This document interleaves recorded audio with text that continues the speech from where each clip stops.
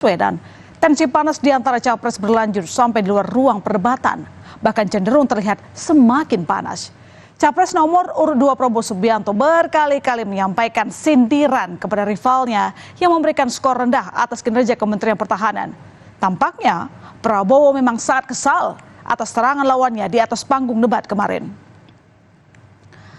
Ya, masih segar diingatan debat 7 Januari kemarin, Capres nomor urut 1 Anies Baswedan dan Capres nomor urut 3 Ganjar Pranowo dinilai kompak menyerang kinerja Menteri Pertahanan sekaligus calon Presiden nomor urut 2 Prabowo Subianto. Di panggung debat kemarin, saudara, keduanya memberikan nilai rendah terhadap kinerja Kementerian Pertahanan. Kala itu, Ganjar memberikan nilai 5 atas kinerja Kementerian Pertahanan yang dipimpin oleh Prabowo Subianto. Dan Anies bahkan memberikan nilai 11 dari 100 setelah dipancing Ganjar menyebutkan penilaian terhadap kinerja Kemenhan dalam bentuk angka.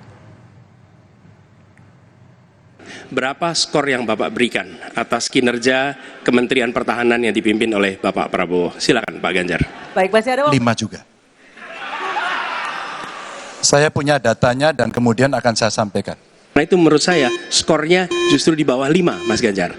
Kalau 5 itu ketinggian Pak Ganjar. Terima Mas kasih. Anies gak usah takut. Disebut aja angkanya berapa gitu loh. Kayak saya gitu loh. Jangan di bawah 5, sebut aja berapa. 11 Mas, dari 100. Oke. Ini sedikit ngajari kendel Mas Anies biar berani. Ya, usai debat Capres nomor urut 2 Prabowo Subianto menunjukkan kekesalannya atas penilaian Capres lain untuk kinerjanya sebagai Menteri Pertahanan. Bahkan umpatan dilontarkan Prabowo terhadap calon Presiden nomor urut 1 Anies Baswedan pasca disinggung mengenai kepemilikan lahan seluas 340.000 hektar di debat. Prabowo mengklaim lahan 340.000 hektar yang dipersoalkan Anies dalam debat ketiga berstatus hak guna usaha. Meski demikian, ia mengaku tak ambil pusing dengan penilaian rivalnya atas kinerjanya sebagai Menhan. Yang nyinggung-nyinggung, punya tanah berapa, punya tanah ini. Gitu.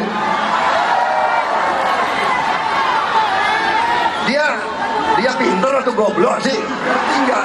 Ada HGU, hak guna usaha, hak guna bangunan, hak pakai, ya kan? Itu tanah negara, saudara. Tanah rakyat, tanah bangsa. Daripada dikuasai orang asing, lebih baik Prabowo yang mengelola. Ya, Capres nomor urut 2 Prabowo Subianto tak cuma sekali menumpahkan kekesalannya terkait penilaian rendah Capres lainnya untuk kinerjanya sebagai Menhan. Saat berpidato di acara silaturahmi nasional umat dan ulam di Palembang, Sumatera Selatan Selasa kemarin, Prabowo Subianto berpura-pura nangis saat singgung penilaian yang diberikan Anies Baswedan di debat Capres. Prabowo mengatakan ia tak terlalu memikirkan penilaian merah Kemenhan yang diberikan kandidat lain saat debat Capres minggu kemarin. Ada yang mau kasih saya nilai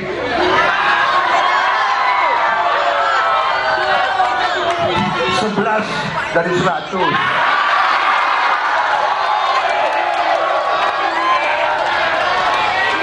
Saya sebagai anak Betawi, saya jawab, gue pikirin.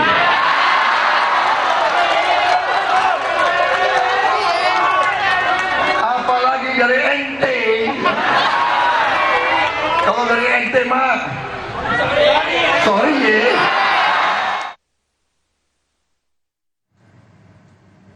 Ya, calon Presiden nomor urut 1 Anies Baswedan menanggapi santai umpatan calon Presiden nomor urut 2 Prabowo Subianto.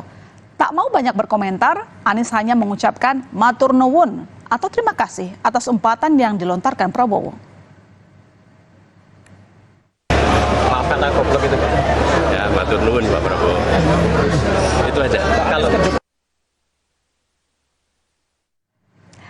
Kalau hubungan antara Prabowo Subianto dengan Anies Baswedan lagi panas, nah beda cerita dengan kubu Ganjar Pranowo Mahfud MD dan Anies Baswedan Muhaimin Iskandar yang tampaknya kian mesra usai debat Capres kemarin.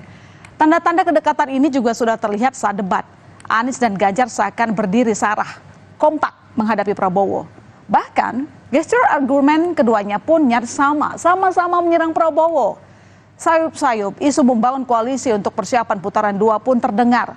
Bahkan calon wakil presiden nomor urut 1 Muhaimin Iskandar melontarkan harapannya untuk merapat ke kubu nomor urut 3 jika nantinya Pilpres 2024 berlangsung 2 putaran. Kita tuh sangat berharap ya. Kalau Amin masuk putaran kedua, berharap untuk bergabung dalam upaya mewujudkan perubahan. Nah, tapi ini masih harus kita ajak bicara dan terus-menerus lakukan diskusi. Ya, sama-sama pimpinan Dewan. Sementara itu, calon presiden nomor urut 1 Anies Baswedan memuji sikap Ketua Umum PDIP Perjuangan Megawati Soekarno Putri konsisten menjaga demokrasi dengan berani. Hal ini disampaikan Anies ketika melakukan giat kampanye di kota Samarinda bertemu tokoh ulama dan tokoh adat setempat. Menurut Anies, Mega teruji tidak mau melakukan sesuatu yang melanggar demokrasi walau menguntungkan PDI Perjuangan, seperti penolakan gagasan 3 periode. Nah, pernyataan Anies ini banyak dinilai sebagai sinyal PDKT membuka pintu berkoalisi kubu Anies Caimin dengan PDIP. Ibu Mega itu penjaga demokrasi yang konsisten, yang berani. Jadi beliau tidak ingin ada pelanggaran-pelanggaran atas konstitusi, walaupun itu mungkin menguntungkan bagi partainya. Jadi ketika dulu ada gagasan 3 periode, kan kalau 3 periode itu artinya PDIP bertambah. Tapi beliau mengatakan tidak, kita taat pada konstitusi. Karenanya ketika kemarin berulang tahun, saya sampaikan ucapan selamat dan teruslah menjadi penjaga tonggak demokrasi kita. Jadi saya sampaikan rasa hormat pada sikap konsisten untuk menjaga demokrasi tetap berada dalam relnya yang benar. Sinyal kedekatan ini bahkan seakan dikuatkan dengan pernyataan Wakil Presiden ke-10 dan 12 Yusuf Kala. Yusuf Kala memperkirakan pemilihan presiden akan berlangsung dalam 2 putaran dan memprediksi bakal terbentuk koalisi baru pada Pilpres 2024. CK mengatakan koalisi baru biasanya akan diisi oleh partai-partai pengusung capres-cawapres yang menduduki peringkat 2 dan 3 dalam perolehan suara. Lebih jauh, CK menjelaskan terciptanya koalisi baru dalam putaran kedua Pilpres sudah kerap berulang. Yang selalu bersatu itu yang nomor 2-nya partai yang rankingnya ya, bukan nomornya, ranking 2 dan yang nomor 3 biasanya itu, sehingga bikin koalisi baru. Saya juga dulu waktu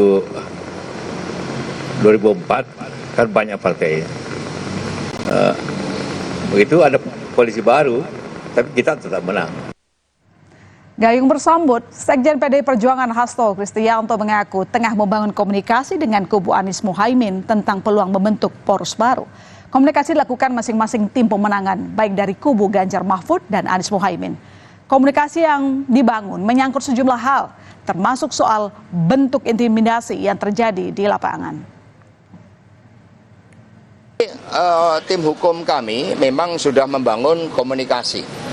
Saya sendiri pernah bertemu dengan Bapak Yusuf Kala, di mana beliau juga sangat mengkhawatirkan terhadap kecenderungan pemilu yang sepertinya sudah bergeser, tidak lagi menempatkan rakyat yang berdaulat untuk menentukan pemimpinnya. Komunikasi di dalam menghadapi intimidasi itu telah dilakukan antara paslon nomor 1 dan nomor 3 melalui tim kampanyenya masing-masing. Sinyal-sinyal kemesraan hubungan kubu Anies Ganjar direspon TKN Prabowo Gibran sebagai bentuk persengkongkolan. Sekretaris TKN Prabowo Gibran menilai bersatunya kedua kubu bentuk pengeroyokan kepada jagoan Prabowo Gibran. Nusron menilai alasan Prabowo diserang karena dinilai sebagai kandidat terkuat dalam Pilpres 2024. TKN pun tegaskan siap dan yakin menang sekalipun Prabowo dikeroyok. Namanya jagoan itu dan itu selalu dikeroyok. Ya kan, jadi tidak ada yang baru kalau kemudian bersekongkolan 1 dan 3 mengkeroyok itu. Batman dari dulu juga dikeroyok terus menerus, biasa itu. Kalau kita nonton film-film waktu kecil kan, yang namanya jagoan itu selalu dikeroyok dan endingnya selalu menang, itu namanya jagoan. Ya, ada yang lagi panas, ada juga yang sedang mesra. Apakah bara panas ini akan semakin membara hingga debat kelima nanti? Kita nantikan episode selanjutnya. Saudara, usai jeda di informasi 3 nelayan Aceh awak kapal KM Sultan Meuloboh diselamatkan oleh kapal tanker setelah terapung di laut selama 11 hari. Kami segera kembali.